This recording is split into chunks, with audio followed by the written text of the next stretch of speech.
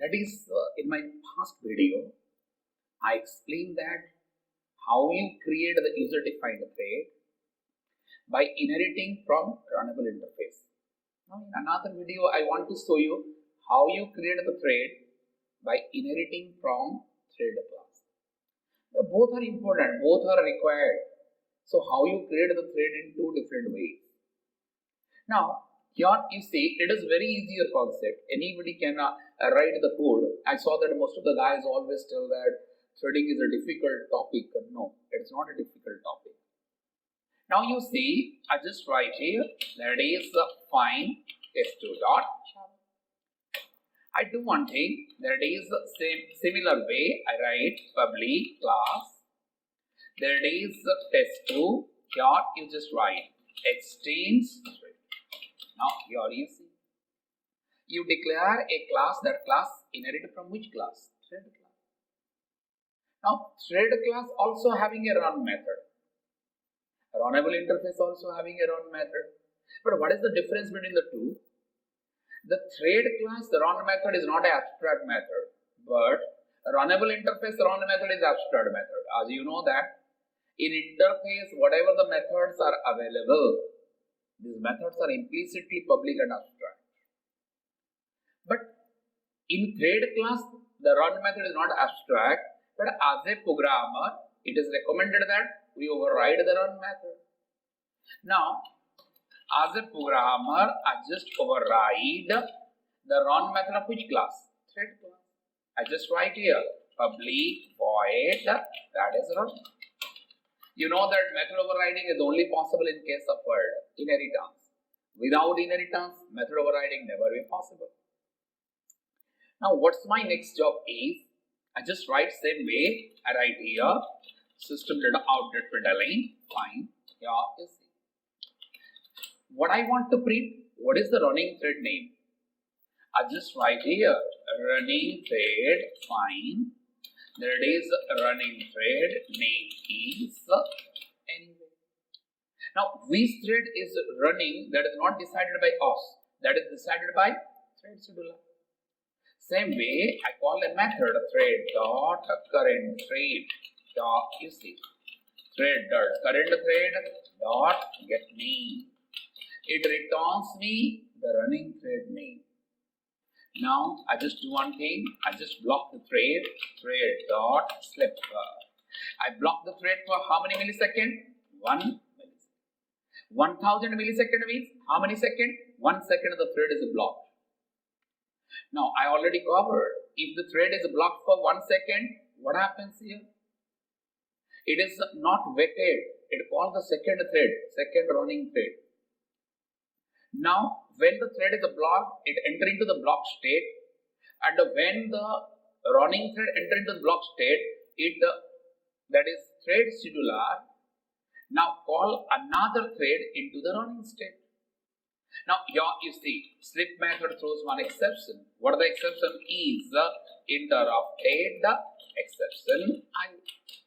Anyway, I just ended the block here. Fine. Same way I write system.out.println, that is fine.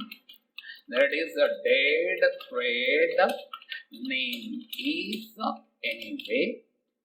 Dead thread name is thread dot, here you see. I just write here thread dot current thread, here you see.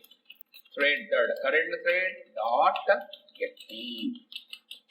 That returns me word. After 1 second time interval is over, which thread is dead? It just return that. Now, I just do one thing. I use that is word a parameterized constructor. What I did here, that is test2 fine.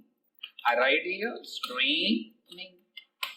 You know that I define the parameterized constructor to specify the name of the thread. You know that when I write a super, that is a name. Here what happens? I explicitly call the base class which constructor? Parameterized constructor. Who is the base class here? That is thread. I call the parameterized constructor of the thread class. It construct a thread and give the name of the thread. Then I call the start method to give the life to the thread. Over. Inside the constructor, I specify the name of the thread and I call the start method to give the life to the thread. What's my next job is? That is, I enter into the main method. Fine. Here you see, I just entered into the headers main. What's my next job is? I just write here S2 T1 is equal to, that is find new test2. I give the name of the first thread, that is first. See, I create the first thread here. This is the first thread. I write here test2 T2 is equal to, that is new test2. I give the name of the thread is word, that is find. Here you just pass, that is second. Now I create, that is second thread. Listen one thing. When I create the child class object means it is the object of word, the base class. Who is the base class here? Thread. Because inside the child class constructor, I use super keyword. Super explicitly call the base class constructor. Now I just write here, that is find test2, that is find. T3 is equal to, that is new, that is test. I give the thread name is, that is third. Anyway, I create the third thread. Fine. The third thread is over. Same type of code. Whatever I write in my previous program, I write the same type of code. There is no differences are there. Here also I create three thread. My first thread name is first, second thread name is second, third thread name is third. But I show you that what are the techniques I used in the past way. In the second way, I use the other techniques to create the thread. Now they ask you the question in my next area. I must explain out of the two techniques, which one is better. That is, a runnable interface is better to create the thread, or thread class is better to create the thread. That's the question they will ask you. So I just show you that how you create the thread in Java. In Java, you can create the thread in two ways. By inheriting from the thread class, by inheriting from runnable interface. Now you see the result. Here you see. I just compile the code, fine. Anyway, I compile it. I just write here Java, there it is. Check here. Same type of concept. I just write here output is running thread name is third, then first, then second. After 1 second time interval is over, they are rescheduled. That thread name is second, third, then first. So fine, this is the way I explain how you create the thread in Java.